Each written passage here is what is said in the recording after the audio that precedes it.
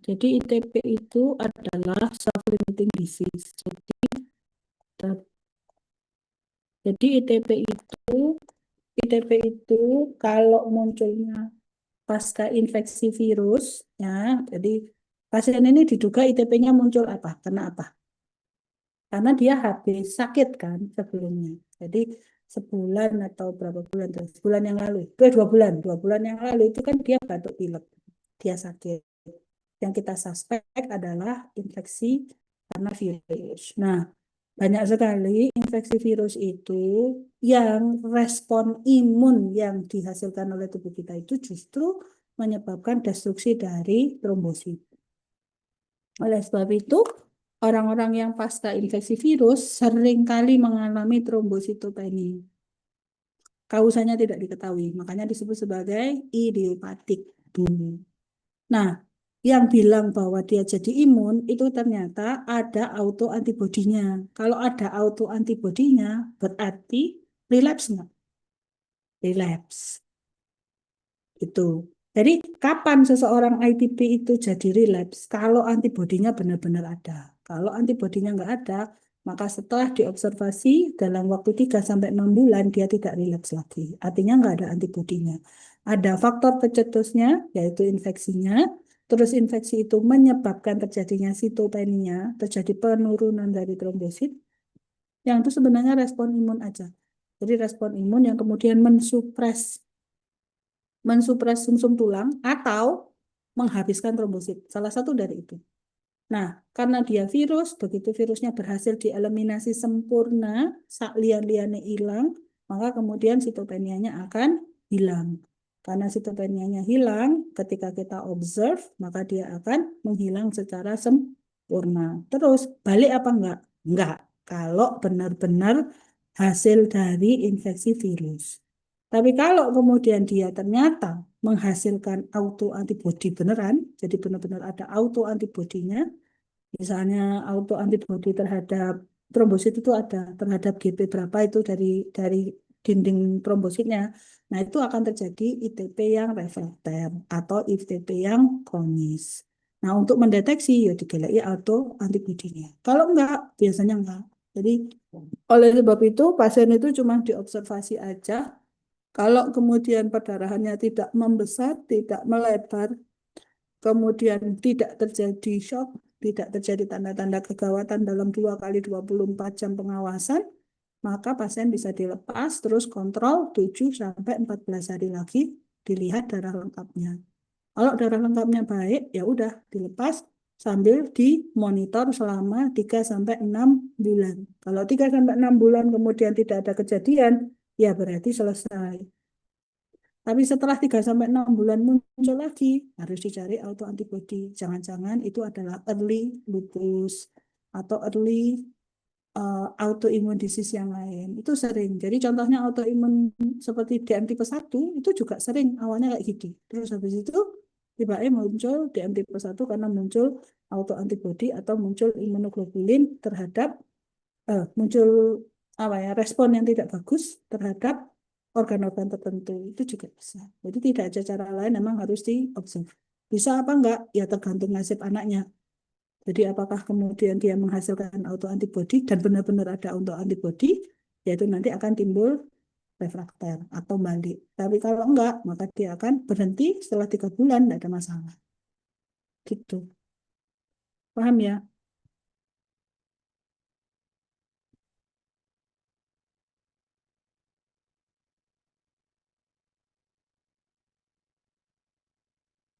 Oke.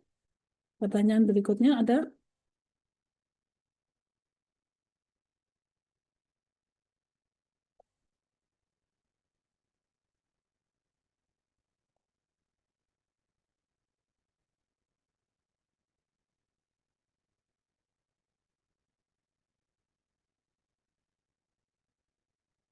Izin dokter, apa masih boleh bertanya nggih? Oh iyalah, kan masih sampai jam 4 sore. Nggih. Eh, Salah satu penata laksanaan ITP itu kan bisa apa dengan splenektomi. Nah, kalau semisalkan penata laksanaannya sudah di splenektomi itu kira-kira apakah ada komplikasi yang lain gitu dokter? Kalau misalkan kan kita tahu kalau spleen ataupun limpa itu kan tempat terjadinya destruksi dari eritrosit. Jadi kalau memang spleennya ataupun limpanya itu diambil, itu apakah ada korelasi klinisnya dengan pasien gitu dokter di kemudian hari? Oke, jadi yang perlu kalian ketahui splenektomi itu bukan diambil terus spleennya hilang, enggak. Jadi ada mekanisme yang namanya diambil spleennya, tapi kemudian kita menanam beberapa komponen dari spleen itu ke dalam tubuhnya lagi. Jadi splenektomi itu enggak terus dintekno kabeh, masih ada sisanya. Kenapa kok masih ada sisanya? Karena memang spleen itu luar biasa. Kamu tahu sendiri bahwa spleen itu meskipun ukurannya pertama tidak teraba, dia bisa membesar sampai gede banget. Berarti kapasitas dia untuk melebar, mengembang itu kan gede. Karena kapasitas dia melebar dan mengembang itu bisa besar, maka splenektomi yang dilakukan adalah parsial. Jadi masih ada sisanya yang ditinggalkan. Biasanya sih sekitar sepertiga atau seperempat dari sisa lien, sehingga fungsinya masih ada. Karena masih dipakai untuk yang lain. Nah, jadi orang tuh splenektomi gak terus marung belas-belas dijupuk. Nggak ada sisa, nggak bisa. Kadang kalau nggak ada sisa juga fungsinya jadi nggak bagus. Masih bisa ditanam soalnya spleen itu. Jadi biasanya diambil tapi masih ada sisanya. Tapi ingat ya, pada ITP itu splenektomi itu ibarat buncit dewi. Kalau semua udah gagal, terapi yang lain-lain itu gagal, baru dia pakai splenektomi. Jadi splenektomi itu the last resort kalau ITP. Karena ITP itu self-limiting. Jadi selama apa namanya kondisi itunya masih bagus, splenektomi itu justru bagian yang terakhir ya. Jadi tidak ada indikasi untuk splenektomi.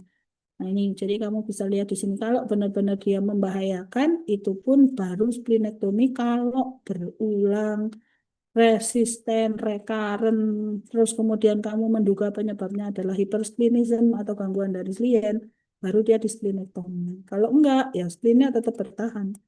Kita cari obat-obatan yang lain, begitu. Paham ya? Itu ada kok di bagian bawah. Jadi LTP itu jarang yang sampai kayak gitu, kecuali ada faktor-faktor lain yang kemudian menyebabkan eh, apa ya kehilangan plateletnya itu terjadi sangat luas atau mungkin penyebab dari platelet loss-nya adalah gangguan dari lien atau hipersplenisme baru dia di splenectomy.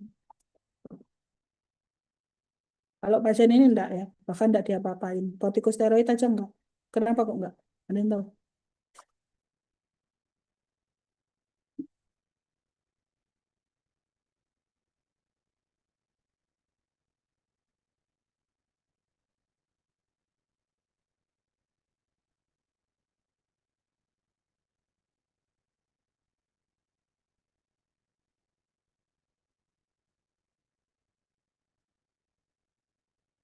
Ayo, kalian tahu nggak? Kenapa sih pasien ini kok nggak perlu kortikosteroid? Karena ringan. Jadi ini sudah kamu lihat pada tahapannya ya. Jadi di tahapan ini, di tahapan ini ya. Jadi ada resiko perdarahannya ya. Yang pertama, petekinya walaupun banyak, tapi ukurannya masih kecil-kecil sehingga tidak perlu dikasih terapi. Cukup dipasang infus aja. Jadi stage 1 sampai 3 bahkan peteki yang besar pun itu tidak perlu terapi khusus. Jadi tidak perlu terapi khusus dan terapi itu baru diberikan kalau ada perdarahan yang besar. Contoh epistasis lebih dari 5 menit, ada hematuri, hematokezia, kemudian ada nyeri, apa perdarahan yang kemudian tidak berhenti-berhenti. Kalau perempuan ada menoragi, baru dia diterapi pakai kortikosteroid. Tapi kalau enggak perlu. Jadi derajatnya bukan derajat yang berat. Jadi karena derajatnya ringan, cuman diobservasi aja. Jadi cuman diobservasi jika perdarahan kurang dari itu. Dan ini enggak, trombositnya masih 82, perdarahannya tidak ada perdarahan dari tidak ada perdarahan dari lubang-lubang ya. Jadi tidak ada perdarahan ini dari mulut, dari hidung, dari saluran cerna, jadi dari anus atau dari muntah juga nggak ada, muntah darah juga nggak ada. Terus kemudian urinnya juga nggak ada perubahan, berarti statusnya hanya perdarahan di bawah kulit. Nah, perdarahan di bawah kulit dengan trombosit yang masih bagus, tidak usah dikasih kortikosteroid, cukup diobservasi. karena dia self-limiting. Selama virusnya masih beredar dan dia tidak membentuk autoantibodi terhadap trombosit, maka biasanya dia ITP yang akut 3 bulan selesai. Nah, jadi tidak ada cara lain, memang harus diobservasi, dilihat, terus ya semoga dia tidak termasuk orang-orang yang memiliki nasib buruk, memiliki autoantibodi pasca infeksi. Nah, itu aja. Oke, ada pertanyaan lagi sampai jam 16. Waktu kalian untuk bertanya.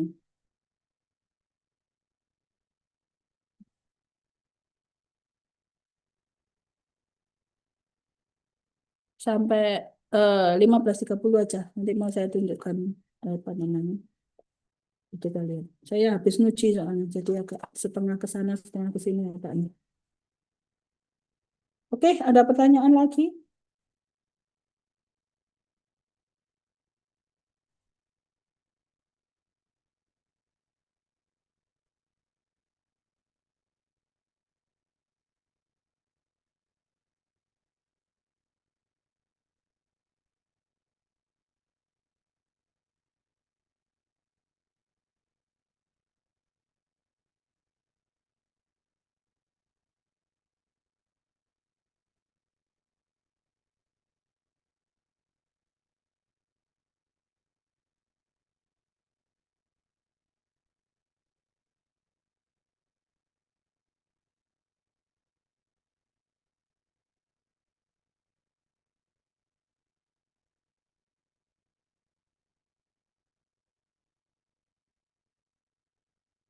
Oke, pertanyaan berikutnya tidak ada, berarti semua udah paham ya.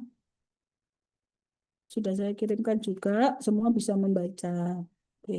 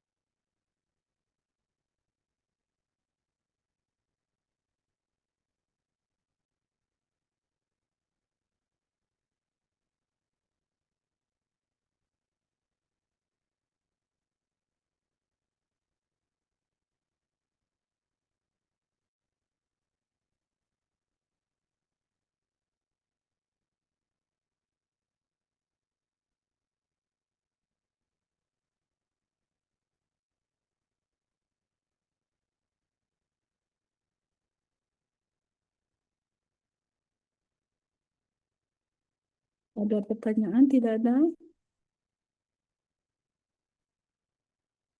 Sudah paham ya?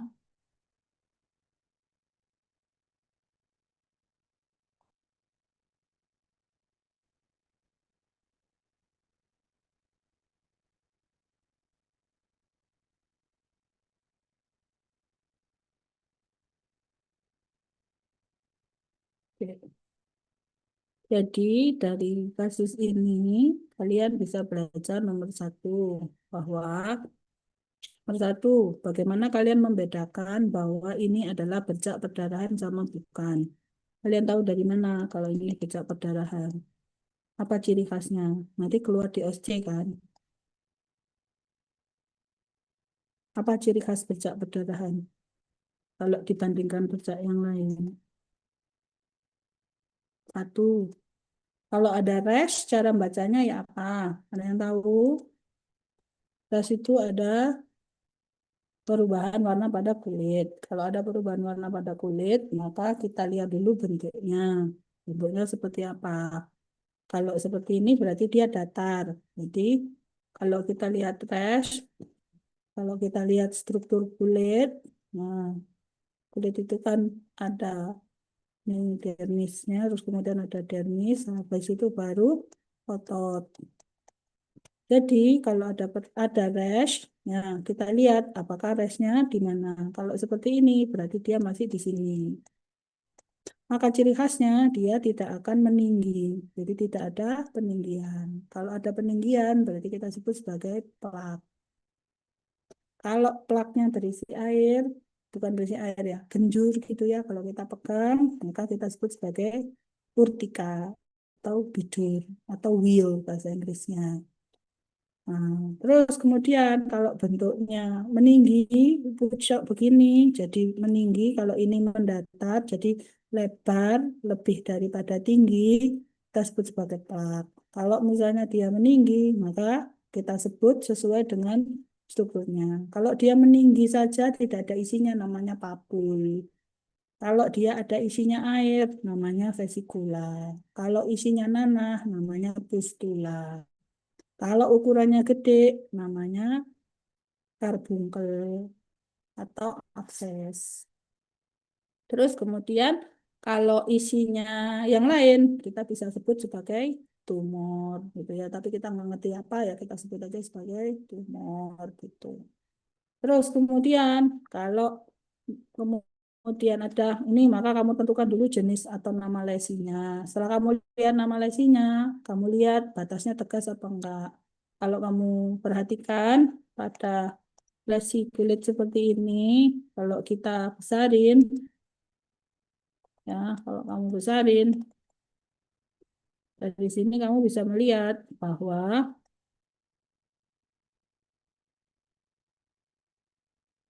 ya, oke, dari sini bisa kita lihat batasnya tegas. Jelas banget kalau bentuknya bundar.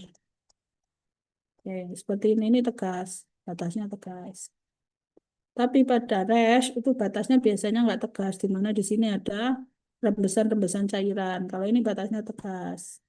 Terus rembesan cairannya kalau kita pegang dia menghilang. Jadi pada hematum atau pada perdarahan di bawah kulit, peteki, purpura maupun ekimosis, ketika kita tekan, warna merahnya tetap bertahan. Tapi kalau ekimosis, tapi kalau bentuk ras yang lain itu maka dia akan menghilang. Kalau ekimosis seperti ini kelihatan kan bekasnya, bentuknya jelas. Terus kemudian batas kuningnya juga ketahuan. Kalau misalnya dia sudah jadi biru juga batasnya jelas gitu. Kalau bentuk rash makula yang lain, apa perubahan warna kulit yang lain, batasnya biasanya nggak tegas, jadi bisa apa namanya berbeda. Tuh. Terus kemudian warnanya cenderung gelap. Tadi warnanya warna merah gelap atau warna biru tua begitu. Sedangkan yang rash kulit yang lain warnanya beda. Contoh misalnya,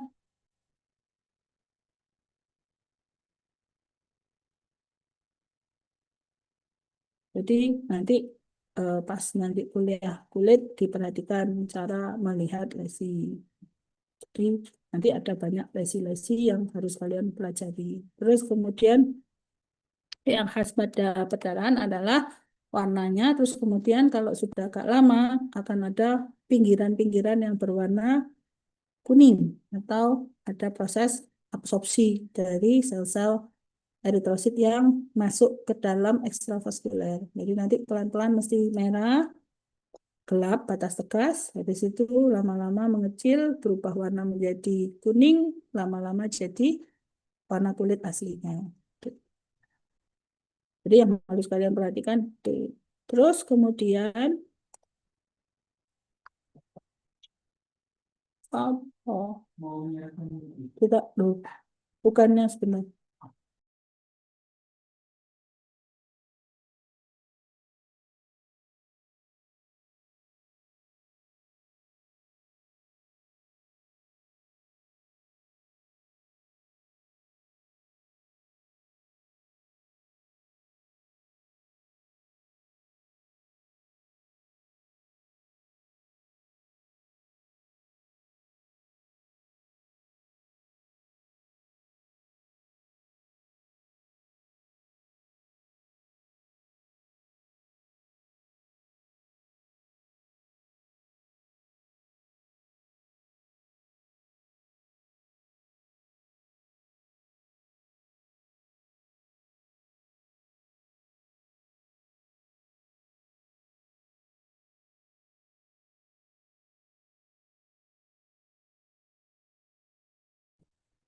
Misi dokter.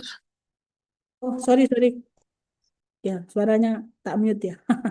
Sorry. Ya, jadi pada anak ini juga nampak bekas-bekas dari peteki yang lama. Jadi ini ada peteki yang lama udah mulai hilang. Nah, ini kalau kamu nggak lihat pasiennya sendiri emang nggak nampak. Makanya kamu harus belajar membaca pasien dengan benar. Jadi yang di wajah ini sempat sisa, tapi terus di telinganya ini ada sedikit. Terus yang ini kebetulan hanya untuk memudahkan kalian melihat lesinya. Ini kebetulan lesinya masih ada. Terus ini kalau ini ekimosis kebetulan sebenarnya pasiennya nggak ada, cuman kebetulan saya pikir ya udahlah biar kalian tahu bedanya purpura, peteki sama ekimosis. Apa beda nih? Nek purpura, peteki, purpura, ekimosis mana urutannya? Yang paling kecil ke arah yang paling gede. Harus tahu ya. Itu nanti akan jadi em, petunjuk kalian membaca soal.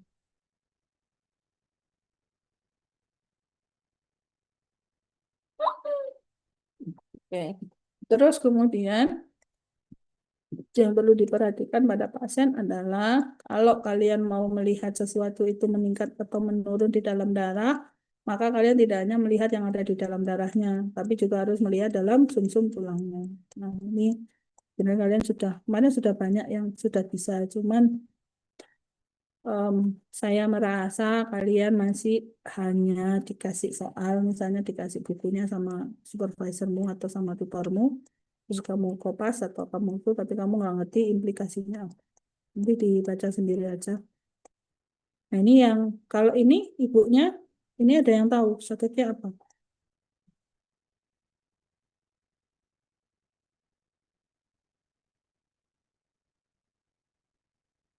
Fenomena renal pada ibu ini apa? Sakitnya apa ibu?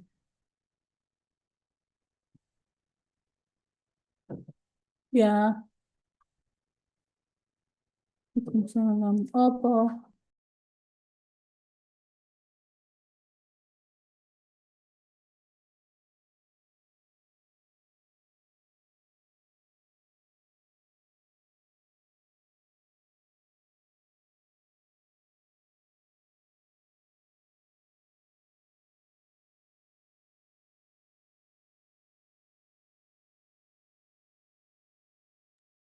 Ada yang tahu enggak ini sakitnya apa si ibu?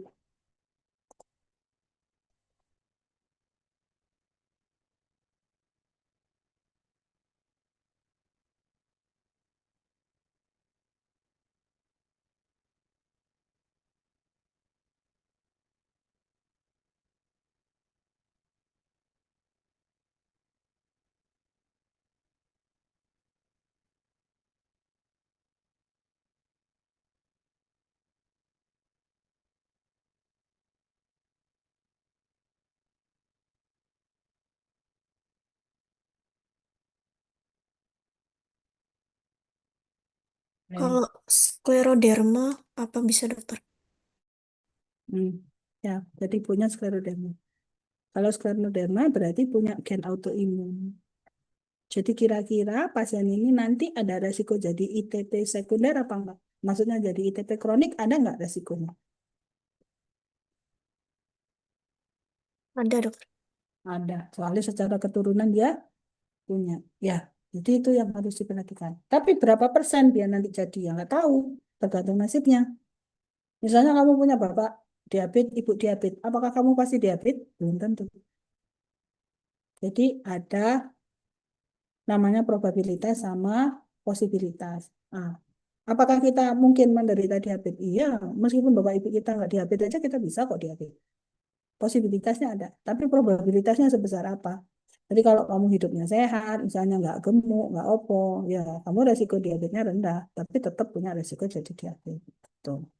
Jadi sama pada anak ini, memang ITP-nya mungkin ITP yang self-limiting, tapi karena genetik orang tuanya kayak gitu, mbah-mbahnya juga perempuannya semua kayak gitu, ini kebetulan garisnya perempuan semua. Berarti kemungkinan besar akan ada sesuatu yang berbasis X-link mungkin, ya, atau mitokondrial yang kemudian bisa diturunkan ke anaknya. Sehingga apakah yang bersangkutan punya resiko jadi ITP kronis? Ada, karena riwayat keluarganya ada. Tapi sekarang kita masih menganggap sebagai ITP akut terus diobservasi. Nanti kalau dia jadi ITP kronik, ya udah kita obati ketika ITP kroniknya muncul. Nah, kadang-kadang kita itu sebagai ya generasi kalian terutama ya. Nanti kalau begini gimana, Dok? Kalau begini gimana? Sudah kejadian belum? Kalau belum ya udah jangan dipikir teman-teman. Nanti kalau muncul baru digarap. Begitu juga pada pasien ini. Jadi pasien ini punya resiko untuk mengalami autoimun. Iya, tapi sekarang belum. Dia masih self-limiting trombositopenia ITP. Masih idiopatik, belum imun. Kenapa? Karena kita belum nemu autoimunnya. Belum nemu autoantibodinya atau belum nemu adanya autoantigennya. Jadi yang bisa kita tunggu atau kita bisa evaluasi adalah bagaimana keparahan dari ITP-nya, kemudian kita lihat progresnya. Kalau progresnya membaik, ya wis, alhamdulillah. Apakah ada resiko relapse? Mungkin. Tapi harus ada infeksi lagi, misalnya. Kalau ada infeksi lagi, ya berarti balik lagi self-limiting thrombocytopenia post viral infection. Itu banyak sekarang. Paling sering itu rotavirus sama ISA. Golongannya COVID itu juga. Ya sekarang apa namanya varian dari COVID itu sering menyebabkan trombositopenia yang tidak jelas. Jadi kalau misalnya kamu nemu orang batuk pilek, terus tiba-tiba keluar bintik-bintiknya, ya diobservasi aja. Dipastikan trombositnya nggak turun-turun banget, klinisnya masih bagus, ya udah di KIE aja. Terus nanti 3 bulan dievaluasi gitu. Jadi trombositopenia post viral infection itu dulu uncommon, sekarang common banget. Itu yang kamu harus perhatikan ke depannya. Terus itu ya, jadi ini adalah skleroderma. Skleroderma adalah kompetensi 2 yang harus kalian ketahui dan juga harus kalian pelajari di minggu ketiga, juga menjadi materi UAB. Terus dari catatan sosial nggak ada masalah, terus kemudian dari pemeriksaan fisik juga sudah ya. Jadi yang perlu diperhatikan di sini nadinya udah mulai naik. Berarti sudah ada kompensasi sis simpatis. Nah, jadi kalau kita mulai ada perdarahan, maka simpatisnya akan aktif. Nah, pertama yang muncul adalah peningkatan tekanan, peningkatan dari nadi. Setelah nadinya meningkat, kalau kemudian hemodinamiknya terganggu, maka tensinya akan turun, RR-nya juga akan meningkat, disertai dengan eh, akral yang dingin. Jadi suhunya makin berkurang. Oke. Tugas kalian membuat itu jangan lupa apa namanya kurva BMI itu ya, itu harusnya jadi PR. Tapi kemarin harus dimasukkan di laporan ya. Terus, jadi kapan kamu mencurigai orang itu bisa mengalami perdarahan kausanya ini. Kalau dia mengalami trombosis kausanya ini. Dan itu harus terjadi equilibrium. Kalau nggak equilibrium, pasti mega getien, yo mandek getien. Kalau dia berdarah, misalnya pada trombositopeni, fungsi platelet yang nggak normal, atau trombopoietinnya turun. Kalau trombopoietinnya turun, berarti trombositnya pasti turun. Kemudian gangguan pada pembentukan nitrik oxide dan prostasiklin karena mereka adalah vasodilator poten pembuluh darah.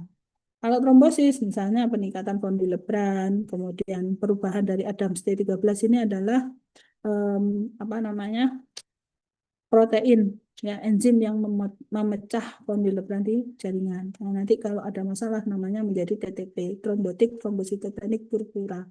Bagaimana cara bedainnya? Kalau trombotik trombositopenic purpura itu terjadi karena ada trombosis, terus kemudian timbul perdarahan.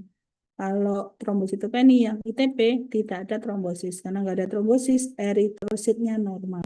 Kalau trombotik trombositopenic purpura, eritrositnya jadi kecil, muncul sferosit atau keping-keping eritrosit yang abnormal. Itu nanti kita sebut sebagai maha mikroamiopatik hemolitik anemia.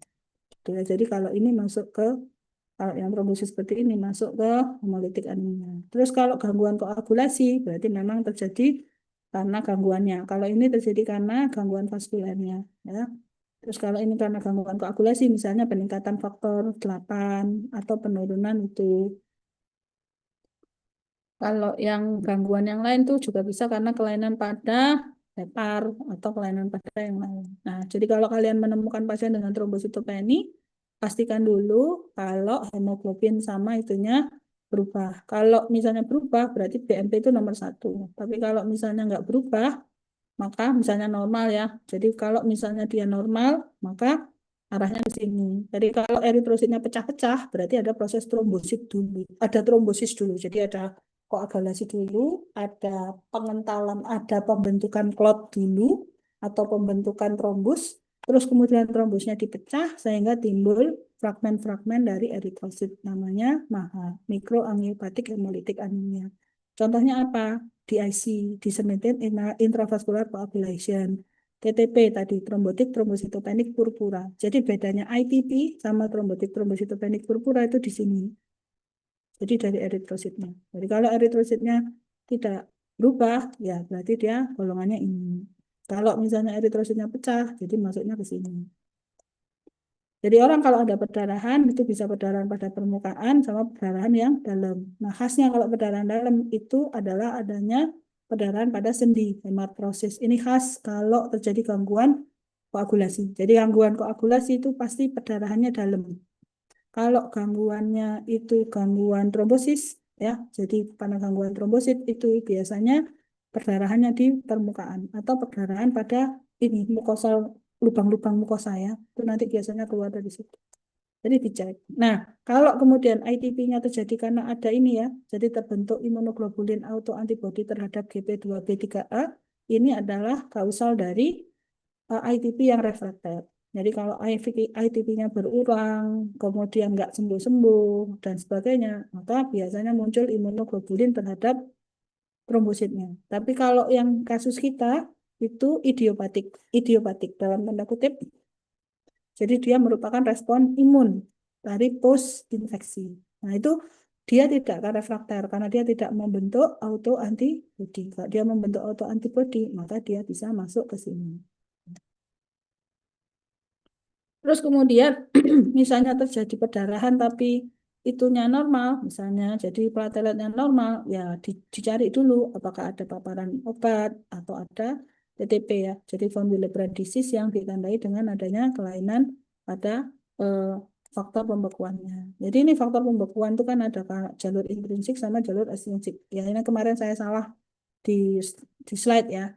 Jadi tisu faktor itu faktor 7. Jadi pada orang darah yang anu diambil whole blood itu tidak ada faktor 7 dan tidak ada faktor 5 karena faktor 5 itu diaktifkan dari jalur ekstrinsik. Jadi jalur 5 7 kemudian akan menyebabkan aktivasi faktor 10 dan kemudian dengan aktivasi dari faktor 5. Jadi ini sama ini tidak ada pada whole blood karena memang dia adalah faktor dari vaskuler. Jadi ini adalah extrinsic faktor. Kalau intrinsic faktor yang di sini. Jadi kita bisa mengukur sesuai dengan pemeriksaan soal pembekuan yang dievaluasi. Ini nanti kamu baca sendiri. Nanti kamu bisa lihat ya. Jadi kalau menganalisa adanya anemi, kamu bagi dulu menjadi anemia normokrom normositas. Jadi ukuran selnya mikro atau makro atau normal. Kalau normal berarti dicek retikulositnya. Nanti dari retikulosit bisa timbul karena normositik normokrom, contohnya pada orang dengan gagal ginjal atau pasien aplastik anemi, atau bisa juga kalau retikulositnya tinggi, meningkat. Jadi ada intravaskular hemolisis atau extravaskular hemolisis. Kausanya ini.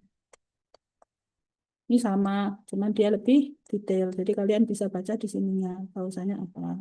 Terus apa yang membantu kamu untuk menegakkan diagnosanya? Ini sederhana. Terus kemudian threshold-nya apa? Kalau kurang dari 7, berarti harus ditransfusi. Kalau 7 sampai 8, perhatikan apakah kondisi simptomnya berat. Jadi misalnya menggeh-menggeh, kemudian faal itunya enggak, apa, fungsi jantungnya tidak bagus ya berarti dia itu atau pasien ada resiko terjadi gagal jantung. Nah, ini maka HB pada 7 sampai 8 bisa dipertimbangkan untuk transfusi. Kalau 8 sampai 10 itu kalau ada perdarahan yang berat atau dia mau operasi. Nah, itu harus di transfusi. Kalau enggak dibiarin aja enggak apa-apa. Jadi transfusi itu karena dia merupakan obat ya. Nanti jalannya seperti ini. Kalau ketemu apa, perginya kemana. Kalau anu ketemunya apa gitu.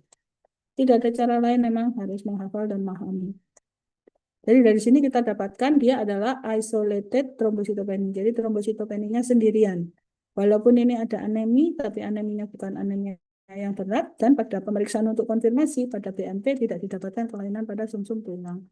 Jadi kelainan utamanya adalah gangguan pada platelet di perifer. Jadi platelet di perifernya dihancurin habis-habisan. Nah, salah satu caranya adalah kita mengukur melalui ini yang namanya imatur platelet fraction. Jadi pada pasien ini didapatkan anemia normokrom normositet, anemia ringan normokrom normositet dengan trombopenia ringan sedang, ya, ringan sedang dengan perubahan pada imatur platelet fraction. Nah, peningkatan ini diteorikan menjadi petunjuk adanya destruksi trombosit di perifer. Jadi peningkatan ini menunjukkan destruksi trombosit di perifer. Terus kemudian kita lihat di hapusan darah tepinya. Ternyata di hapusan darah tepinya trombositnya hilang, 11 kanal trombositnya. Ini adalah neutrofil, ini adalah monosit, ini adalah limfosit, ini adalah limfosit juga tapi yang kurang gede, limfosit atipik. Ini adalah monosit. Oke. Nah, pada pemeriksaan didapatkan ini limfosit ya. Ini limfosit karena sitoplasmanya nggak ada.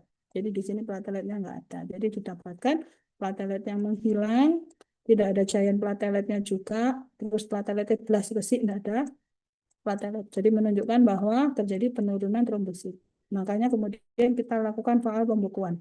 Kalau gangguannya adalah gangguan koagulasi, maka PPT-APTT-nya akan berubah. Tapi ini terjadi karena gangguan hemostasis 1, primary. Kalau primary itu biasanya dideteksi dari bleeding time sama clotting time.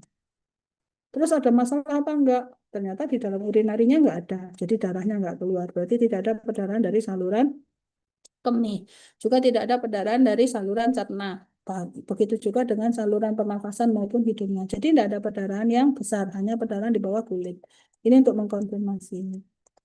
Terus SGOT, SGPT-nya selama belum dia 2 kali upper limit tidak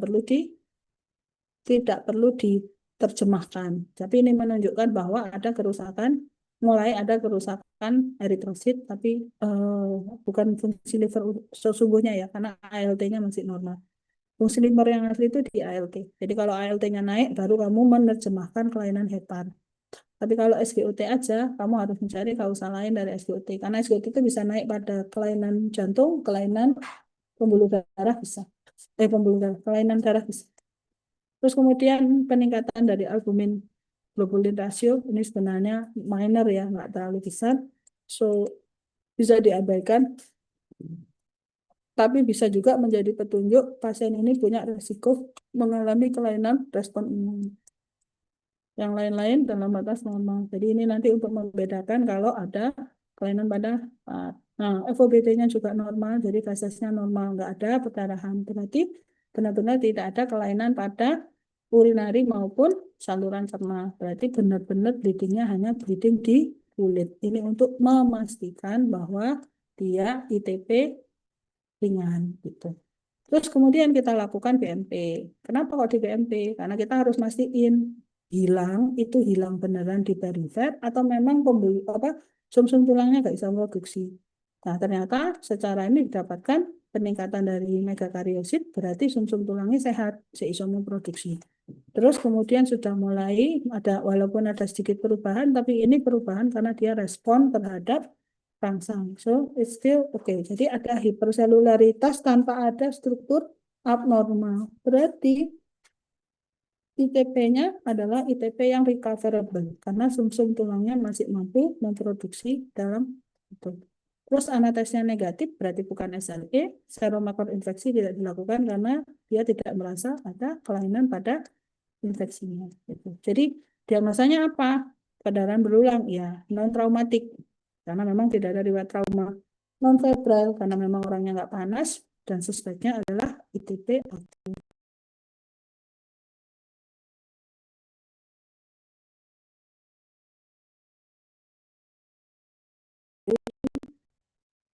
Apakah dia masuk rumah sakit? Iya. Kenapa? Karena ada perdarahannya banyak. Jadi harus diobservasi. Jadi penyebab kehilangannya adalah penggunaan di perifer. Diagnosa bandingnya ini semua ini bisa kamu masukkan, terus kamu harus belajar cara mengeksklud ini gimana caranya. Contohnya misalnya bagaimana mengeksklud leukemi. Kalau leukemi dieksklud ya berarti sumsum tulangnya menunjukkan sel-sel abnormal. Jadi ada lineage yang menghilang atau ada lineage yang bertambah, munculnya donut cell atau munculnya apa Pulcher atau munculnya Augerot yang positif dan banyak pada mieloblastnya. Jadi mieloblastnya keluar Augerot. Ya sebenarnya mieloblast itu punya Augerot semua sih. Cuman kalau kemudian mieloblastnya banyak, sedangkan lineage yang lain hilang, ya itu berarti ada leukemia akut. Terus bisa juga karena infeksi. Jadi ini adalah infeksi-infeksinya. Kalau mau dites ya nggak apa-apa diperiksa. Nah, tapi kalau punya uang, kalau nggak punya uang ya sementara itu. Terus bisa juga AIHA. Jadi AIHA itu juga bisa menyebabkan trombositopeni. Soalnya apa? Karena trombositnya katut dihancurkan di klien. Tapi tidak semua pasien AIHA ITP. Kalau ada ITP dan AIHA namanya Evans syndrome. Jadi kombinasi autoimun terhadap eritrosit dan terhadap trombosit. Tuh, ini nanti macam-macam. Nah, caranya menegakkan diagnosa, kamu bisa memakai ini. Jadi kata kuncinya di sini. Satu, trombositnya terisolated. Jadi biasanya kurang dari 10.000, tapi kadang-kadang kurang dari 20.000. Tapi pastikan penyebab lainnya nggak ada. Kemudian tidak ada splenomegali. Terus klinisnya berdasarkan pendarahan. Jadi menentukan bahwa ini ITP ringan sedang berat bukan dari trombositnya, tapi dari bleedingnya seberapa. Jadi kalau 25.000 tapi bleedingnya di permukaan aja, maka tidak perlu agresif. Tapi kalau bleeding permukaannya banyak, trombositnya juga turun, baru di agresif terapi. Jadi ITP itu diagnosis by exclusion. Jadi kalau semua sudah disingkirkan dan kamu tidak tahu diagnosanya apa, maka sementara kamu memasukkan sebagai ITP. Atau fisiologinya sudah dibahas banyak ya. Jadi karena nggak punya itu terus perdarahan itu sudah. Terus ini cara membedakan juga sudah, nanti dibaca sendiri. Yang lain-lain tuh tambahan agar kalian belajar. Itu aja. Oke, ada pertanyaan?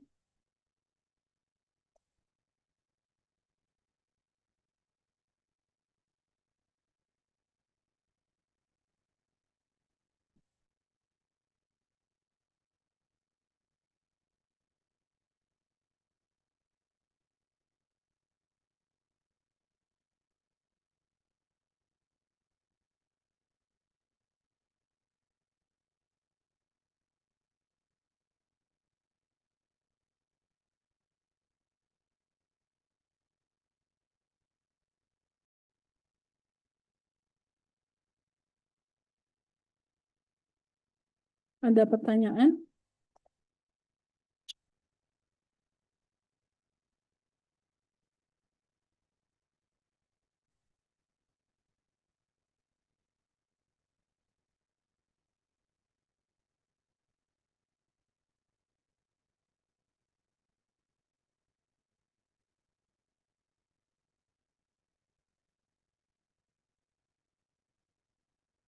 Oke, kalau tidak ada, saya lanjutkan ke media expertnya.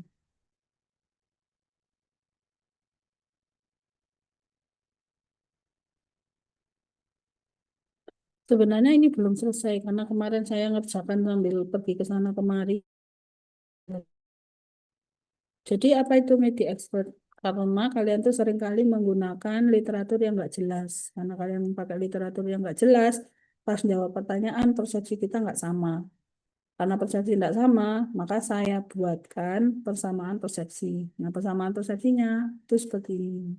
Jadi, yang harus kalian kuasai kompetensinya adalah 4, ya. Jadi leptospirosis itu bisa masuk di minggu pertama, bisa masuk minggu kedua. Karena leptospirosis itu menyebabkan gangguan pada leukosit, tapi juga dapat menyebabkan gangguan pada eritrosit. Jadi leptospirosis itu bisa di sini, bisa di minggu kedua.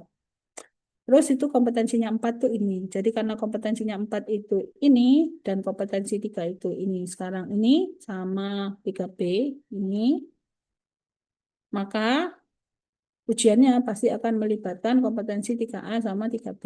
Cuman diagnosa bandingnya pasti akan melibatkan kompetensi 2 dan kompetensi yang tidak ada. Contohnya, TTP itu dalam daftar kompetensi itu tidak ada. Tapi dia adalah diagnosa banding dari anemia hemolitik. Jadi otomatis kalian harus belajar. Begitu juga dengan beberapa penyakit yang lain. Oleh sebab itu, dari ini kemudian saya turunkan menjadi apa yang harus kalian pelajari. Jadi pada minggu pertama kalian sudah dapat kuliah hematopoiesis dan kuliah review dari PSHI. FSHI, sorry. Review dari FSHI itu terdiri atas proses hematopoiesis, kemudian bagaimana eritropoiesis, dan faktor-faktor yang berperan pada eritropoiesis, serta fungsi trombosis dan koagulasi, serta fibrinolisis. Jadi ini adalah fungsi plasma. Jadi pasti merupakan bagian dari overview. Jadi ini kuliah satu semua. Jadi 1, 2, 3 itu dikuliahkan pada kuliah satu. Kuliah satu juga ada pengantar hematologi. Jadi nanti pada minggu kedua Niti Expert juga akan muncul lagi bahasa yang di atas karena memang itu adalah review.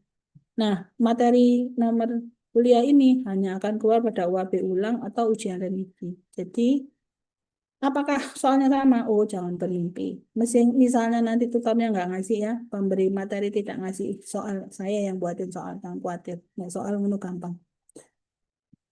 Terus kemudian kalian dapat kuliah juga, yaitu kelainan pada hematologi dan imunologi. Jadi laboratoriumnya yang utama adalah hematologi dulu, yaitu pemeriksaan pada hematologi sudah dilakukan sama Bu Matus, Dr. Matus. Dan nanti ingat ya, UM tidak keluar di UAB, tapi keluarnya di UAB ulang atau remedi. Berapa soal? Paling satu. Karena soalnya cuma 60.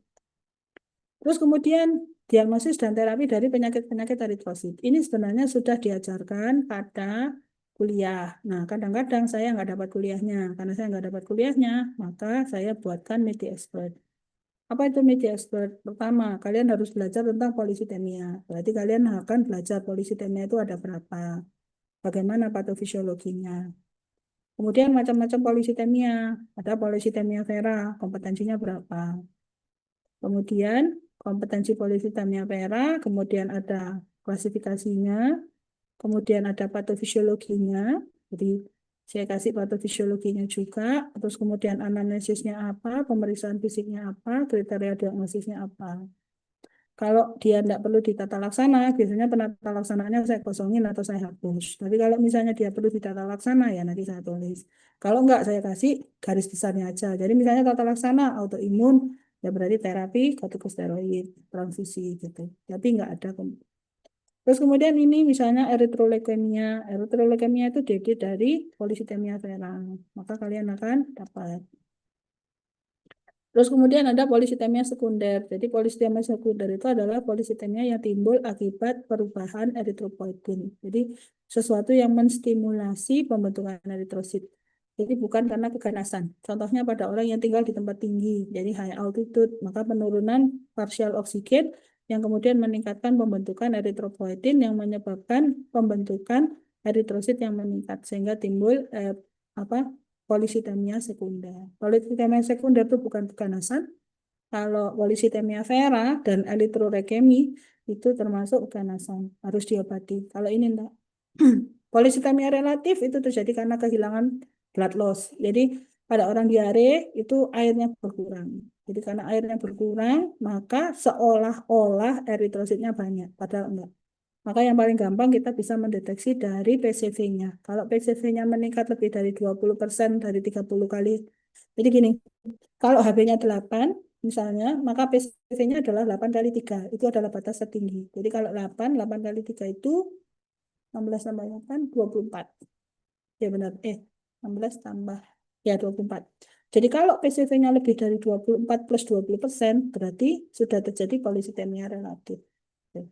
Jadi ini misalnya pada orang panasan, sampai keringatan terus. Nah, itu biasanya akan terjadi polisitemia relatif. Nah, polisitemia relatif itu nggak perlu di apa ini tergantung kausanya.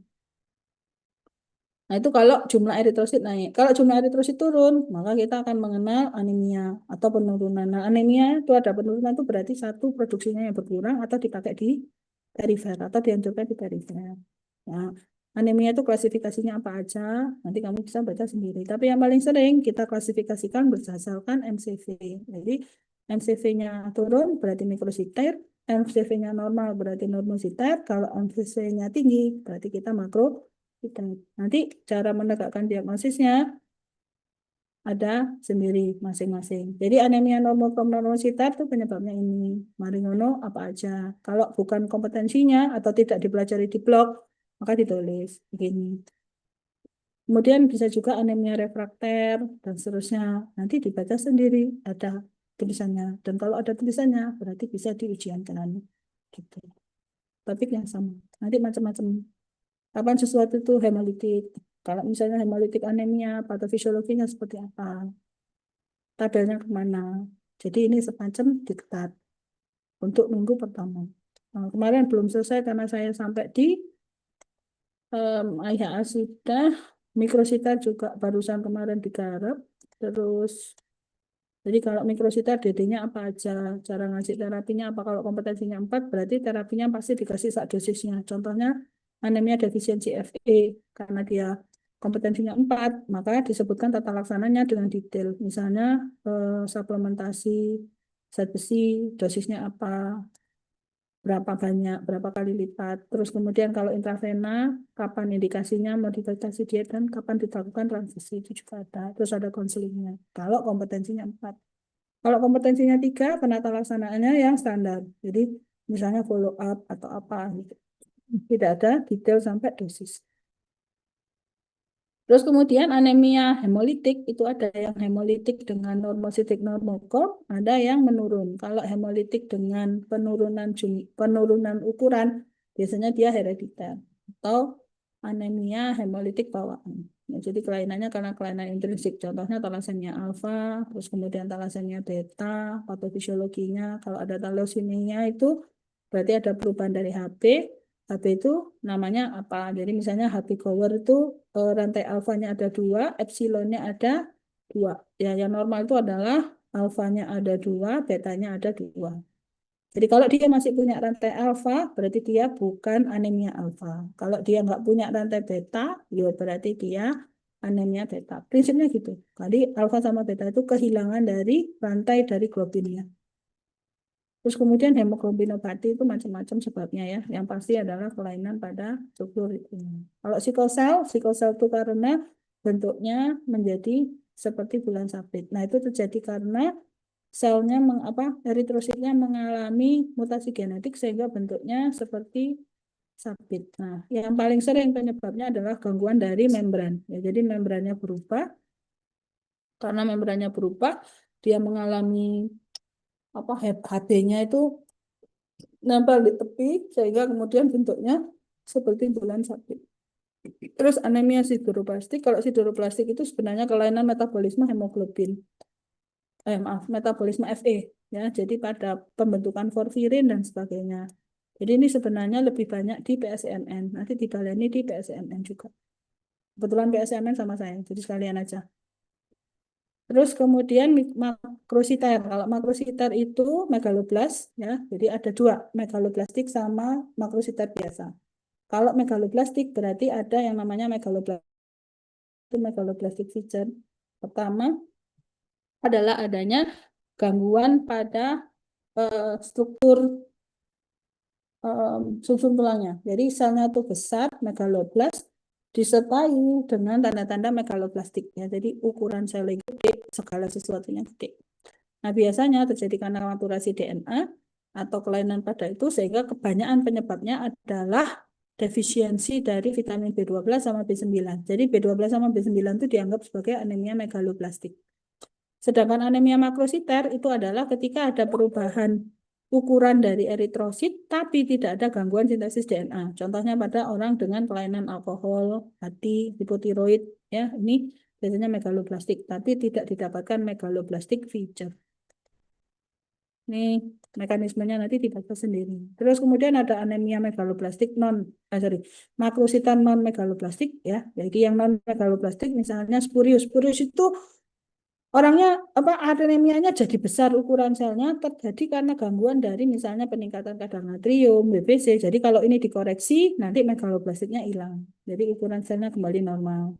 Bisa juga karena peningkatan retikulosit. Jadi misalnya pasiennya mengalami peningkatan eritropoietin, maka dia juga akan mengalami megaloblastik tapi tidak mengalami makrositar tapi tidak ada megaloblastik feature.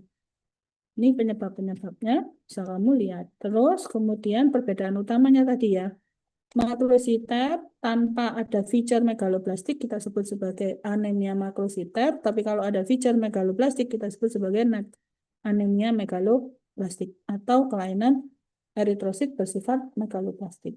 Terus kemudian ada TIK tentang trombosit, ini sudah dikuliahkan sama Bu Yeni. Nah, kelainan trombositnya apa aja? Yang pertama, pasti orang akan mengalami perdarahan. Jadi kapan kamu menduga perdarahan itu apa aja kausanya, kelainannya bagaimana. Terus nanti yang di bawah ada trombosis. Nah, ini trombosisnya belum selesai saya garap. Nanti saya kirimkan setelah saya selesai menyelesaikan ini. Masih belum. Terus setelah trombosit semua sak kelainannya, nah, terus kemudian ada kuliah tentang em, obat-obatan hematologi koagulasi dan fibrinolisis. Ini sudah diajarkan di farmako. Kemudian obat-obatan imunosupresan itu juga ada di farmako. Serta transfusi juga sudah diajarkan dan jangan lupa untuk keanekaragaman hayati ini didapatkan dari pleno. Jadi walaupun tidak dikuliahkan akan keluar di ujian karena kalian sudah pleno dan ini keluar di ujian UAB, UAB ulang dan remedi. Sedangkan keterampilan klinis keluarnya di ujian CSA. Oke itu. Oke. Jadi yang disiapkan untuk media expert tidak ada. Itu aja. Media expert itu sebenarnya adalah saya mau ngasih kalian diktatnya apa yang harus kalian pelajari biar nanti ilmunya nggak kemana-mana ya cuman itu aja yang dibaca dan dipelajari untuk minggu pertama. Oke, sampai di sini ada pertanyaan.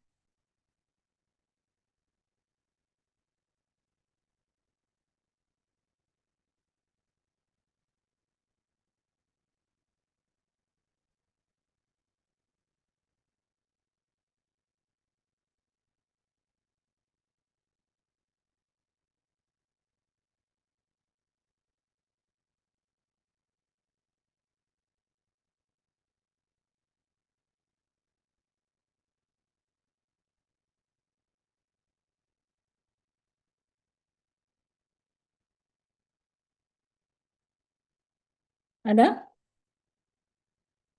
Kalau tidak ada bisa kita akhiri. Nanti media expertnya saya kirimkan dalam waktu dekat setelah saya selesai koreksi.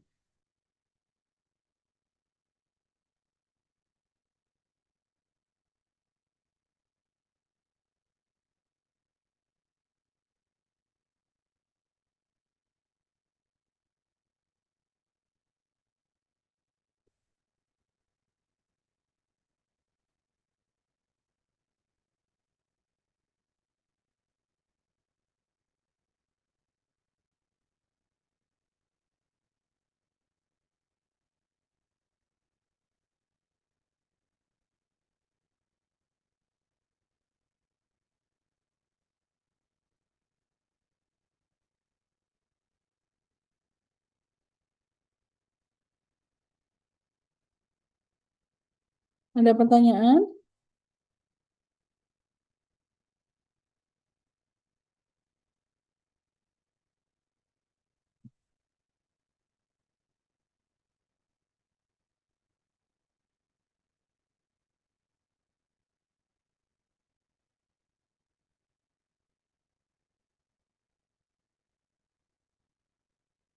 Ini masih belum ada, dokter. Oke, silakan ditutup.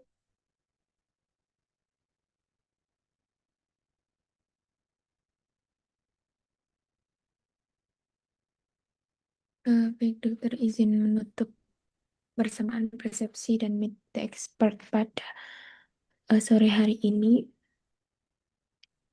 Baik, untuk menutup kuliah pada sore hari ini, bisa membaca doa kafaratul majelis. Benar. Habis ini ada kuliah lagi nggak? Nanti malam ada introduksi praktikum dokter. Ya, kalau gitu diakhiri dengan doa akhir perkuliahan ya, Pak. Doa akhir perkuliahan terus ditutup dengan doa kafaratul majelis. Itu tadi siji. Kita tuh berdoa biar kita tuh selamat. Di hidup kalian tuh lo nggak tahu. Saya kemarin dapat informasi adiknya dokter apa adiknya Bu Ike umur 28 meninggal kecelakaan. Kita tuh nggak ngerti hidup kita itu seberapa lama. Meninggal. Jadi hati-hatiin. Jangan karena kamu merasa bahwa oh aku masih muda, hidupku masih panjang, guru mesti. Oh masih yang sudah tua sakit-sakitan, dintani mati nih ya ora mati. Oh no, no. Kamu itu nggak pernah hidup mati rezeki sama itu yang megang Gusti Pangeran. Maka hiduplah yang benar. Kalau kalian tidak terbiasa hidup yang benar abot, Bu. Ayo, ditutup. Baik, sebelum menutup perkuliahan, alangkah baiknya membaca doa akhir perkuliahan terlebih dahulu. Berdoa mulai. Allahumma sholli ala Sayyidina Muhammad wa ala ali Sayyidina Muhammad. Alhamdulillahi Rabbil Alamin. Rabbana fa'na bima 'allamtana. Rabbi alimna alladhi yanfa'una.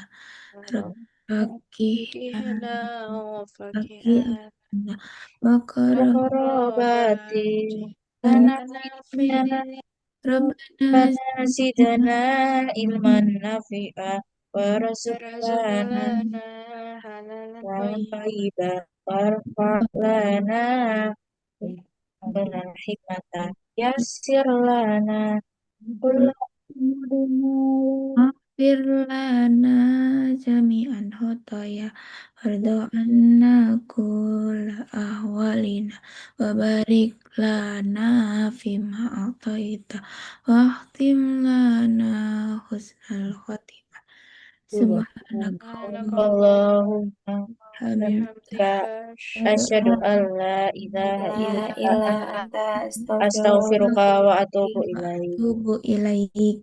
Terima kasih. Ya udah kita sampai di sini. Terima kasih. Assalamualaikum warahmatullahi wabarakatuh. Waalaikumsalam warahmatullahi wabarakatuh. wabarakatuh. Terima kasih, Terima kasih, dokter. Terima kasih, dokter. dokter.